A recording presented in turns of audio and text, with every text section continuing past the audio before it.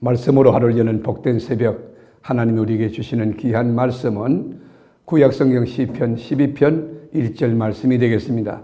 온라인 동참하는 여러분도 다 함께 성경을 펴주시고 같이 말씀을 읽어보실까요? 여호와여 도우소서. 경건한 자가 끊어지며 충실한 자들이 인생 중에 없어지나이다. 아멘. 이스라엘의 위대한 성군 다윗은 시인이기도 하고 군인이기도 하죠. 그런데 이 다윗이 인생을 살면서 이 땅 위에서 경건한 자, 정직한 자, 충실된 자, 참 믿을 만한 사람이 없어지는 것에 대하여 너무 가슴 아파서 탄식하고 가슴을 치고 있어요. 여기 1절에 보면 여호와여 도우소서 그렇게 말하는데 히브리 원어에 보면 왜냐하면이라는 조건절이 있어요. 왜냐하면 경건한 자가 끊어지며 충실한 자들이 인생 중에 없어지나이다. 여러분 그 1절이나 8절에 보면 비열함이 인생 중에 높임을 받을 때에 악인들에게 곳곳에서 날뛰는도다. 여러분 이 비열한 인생 중에 그 악인들이 막 날뛴다는 거예요. 설친다는 거예요. 불법하고 부당한 세상에서 너무 말도 안 되는 일들이 막 일어나서 상식이 안 통하는 거예요. 그래서 하나님의 사람의 첫 마디가 뭐죠? 가슴이 너무 아파서 여호와여 도우소서, 여호와여 도우소서. 숨이 탁탁 막힙니다. 살려주세요.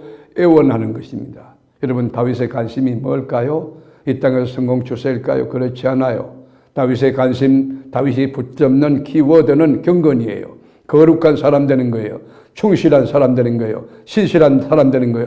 정직의 영이 있는 사람 되는 거예요. 경건이 뭐예요? 우리가 경건한 자라고 말할 때 히브리어로 하시드란 말은 하나님과 맺은 언약을 지키기 위해 충성을 다하면서 하나님을 너무너무 사랑하면서 하나님의 말씀에 순종하는 사람, 그것이 경건한 자 아닙니까? 여러분 충실한 자, 애무님이라고 하는 그것도 단순히 문자적으로 율법에 따라서 움직이는 충성한다 그런 의미보다도 하나님이 보시기에 너무 신실한 거예요. 정말 믿을 만한 인격과 영성을 가지고 목숨을 내놓고 주님 뜻에 따르는 거, 그게 충실한 자예요. 여러분 바리새인은 율법에 충실한 문자주의자들이지요. 이 율법대로 한 자도 빠지지 않고 그대로 지키려고 노력했지만 그 가운데 사랑이 없잖아요. 하나님의 사랑이 없죠. 하나님의 뜻을 제대로 알지 못하고 그냥 문자적으로 지키려고 했지 않습니까? 여러분 하나님을 사랑하고 충성하면 하나님의 말씀은 저절로 지켜지는 거 아닙니까? 하나님을 사랑하면 그 율법을 절로 지켜주는 거, 그 결과물로 따르는 거예요. 여러분 그러나 경건하지 못하고 충실하지 못한 자가 인생을 사는 것만 말도 이게 표출되는데 너무 거짓을 말하고 그리고 남에게 이 불안관, 초조를 일으키고 공동체를 파괴하고 여러분 목장에 가서 또 그냥 대도하는 말을 함으로써 목장분들 영적으로 병들게 하는 거예요. 엄청난 죄를 짓고 있는 것이에요. 그리고 아첨으로 이렇게 말을 잘하기 때문에 그 말이 합리적이고 설득력 있고 그렇게 하기 때문에 영적 분별력이 없으면 넘어갈 수 있는 거 아닙니까? 여러분 이러한 가운데 우리 그리스도인은 분별력이 필요한 거예요. 3절에 보면 여호와께서 모든 아첨하는 입술과 자랑하는 혀를 끊으시리니 아첨하고 거짓말하고 자기 자랑하는 거 혀를 하나님이 끊으신다는 거 아닙니까? 그러므로 우리는 하나님을 높이고 찬양하고 진실을 말하고 모든 사람을 격려하고 위로하고 축복하고 사랑을 말하고 정말로 주님이 기뻐하시는 주님이 들으실 때 합당한 말을 해야 되는 것입니다. 하나님이 없는 사람들은 선동하고 선전하는 일에 아주 이골이 났죠. 근데 그 말도 자꾸 반복해 들으면 거짓말도 진짜같이 믿어지는 것이에요. 그래서 우리 혀는 하나님의 말씀을 전가하는 일에 하나님을 높이고 찬양하는 일에 예수 복음을 전가하는 일에 모든 사람을 축복하는 일에 귀하게 쓰여야 된다는 것입니다. 8절에 보면 비열함이 인생 중에 높임을 받는 때에 악인들이 곳곳에서 날뛰는도다. 여러분 우리가 사는 삶의 현주소 아닙니까? 이게 우리가 사는 세상 아닙니까? 진실을 말하려고 하는데 정말 두려운 거예요. 그러면 바보 취급받고 이상해지게 되고 여러분 이 쪼다갖고 그렇게 되는 거 아닙니까? 그래서 5절에 보면 여호와의 말씀에 가련한 자들의 눌림과 궁핍한 자의 탄식으로 말미암아 내가 이제 일어나 그가 원하는 안전한 지대에 두리라 하시도다. 여러분 하나님 말씀이에요. 정말로 가련하고 연약하고 부족한 사람이 눌려있는 거예요. 너무 분위기가 어려운 거예요. 궁핍하면서 탄식이 막 넘치는 거예요. 그럴 때에 하나님이 일어나신다는 거예요. 하나님이 일어나서 그 연약한 어려움 당하고 있는 사람을 원하는 안전한 지대에 두리라고 주님 약속했어요.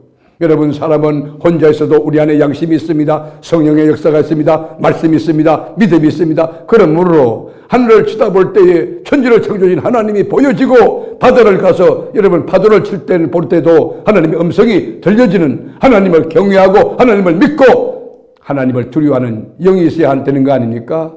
사람은 누구의 지시를 따라 가는 걸 원치 아니고 자기 방식대로 살려고 하고 자기를 기준 삼고 자기를 절대화하는 경향이 있습니다. 그러나 우리는 그래서 안 되는 것이에요. 우리는 하나님의 말씀과 성령에 의하여 인생을 살아가는 지혜가 우리에게 필요한 것, 그것이 경건한 자고 그게 충실한 자 아니겠습니까? 그런데 경건한 자의 특징이 뭡니까? 충성된 자의 특징이 뭡니까? 이 세상 속에서 알아주지 않기 때문에 고독하고 외롭다고 하는 것입니다. 마치 여러분 섬에 홀로 갇힌 그 고독한 그 외로움을 갖고 있다는 것이, 그러나 여러분 염려하지 마세요. 여러분과 하나님이 함께 계십니다. 세상 끝날까지 하나님이 함께 계십니다. 그래서 다윗은 하나님께 간구하기를 1절에 여호와여 도우소서 기도하지 않습니까? 혼자 가는 길에, 경건한 길에, 정직한 길에, 충실한 길에 고독하고 힘들지만 여호와여 도우소서, 가련하고 눌리고 궁핍한 나지만은 하나님 도와주세요. 기도할 때 안전지대로 승리하는 길로 인도해 주신다는 거예요. 5절에 여호와의 말씀에 가난한 자들의 눌림과 궁핍한 자들의 탄식으로 말미암아 내가 이제 일어나, 우리 하나님이 일어나 그를 그가 원하는 안전한 지대에 두리라 하시도다. 여러분, 이런 과정을 거치면서 순도가 여러분 100% 완벽한 여러분 금이 되고 은이 되는 거 아닙니까? 6절에 보면 여호와의 말씀은 순결함이요 흑토가니에 7번 단련한 은 같도다. 하나님의 말씀으로 다듬는 거예요. 성경에 여러분 비열함이라고 하는 말은 여기에만 나와 있는 말인데 가치 없다는 거 아닙니까? 여러분, 예수 믿는 사람은 비열한 사람이 아닙니다. 야비한 사람이 아닙니다. 저질스러운 하류 인생이 아닙니다. 7번 풀무불에 연단한 금과 같고 은과 같고 보석 같은 황금 같은 명품 인생, 최고 인생이 바로 그리스도인인 것입니다. 말씀으로 하루 여는 복된 새벽에 불의한 자가 가득 차고 진리를 지키기가 너무 어려운 세상이지만, 상식이 안 통하는 세상이지만, 경건한 백성으로 사는 것이 너무 힘들지만, 여러분 다윗의 고백처럼 여호와여 도우소서 외치며 오늘도 주님 붙들고 힘차게 전진하는 복된 하루 되기를 주님의 이름으로 축원합니다. 기도하겠습니다. 주님, 악의가 가득하고 불의가 넘치는 세상에서 경건하게 살기가 어렵습니다. 정직하게 살기가 너무 힘듭니다. 고독합니다. 외롭습니다. 그러나 주님, 우리를 도와주소서. 우리 간구하며 갈 때에 주님의 손잡아 주시고 주의 능력이 우리 가운데 머물러지며 날마다 주의 이름으로 승리케 하는 저희들이 되게 하옵소서. 오늘도 우리 교우들 삶의 현장을 불꽃 같은 전으로 지켜서 승리케 하시고 담대하게 하시고 감사하는 복된 일들이 막 일어나게 하여 주옵소서. 예수님의 이름으로 기도드립니다. 아멘.